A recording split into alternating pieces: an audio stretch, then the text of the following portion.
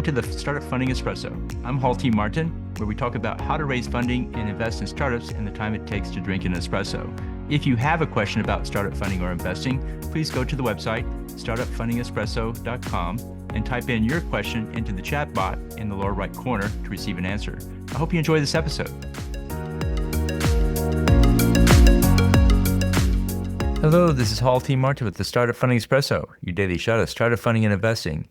Just as investors do research on the startup, so the founder should do research on the investors. Research includes both primary and secondary research. Primary research comes from talking with the investor's portfolio companies and other investors. Ask the founders that have worked with the investor about their experience. Look for what value the investor brings. This includes both connections to other investors and business skills such as hiring, go-to-market strategies, and financial management. Secondary research comes from researching the investor online for their past experience, investments, and content posted. Review the investor's LinkedIn profile to learn more about their work history. Look at the investor's website to understand their investment thesis and what companies they've funded.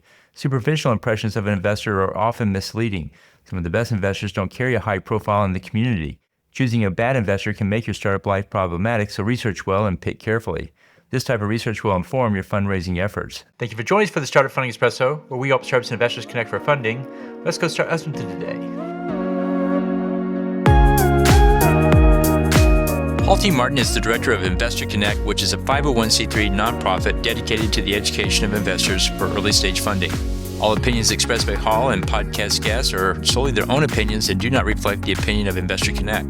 This podcast is for informational purposes only and should not be relied upon as a basis for investment decisions.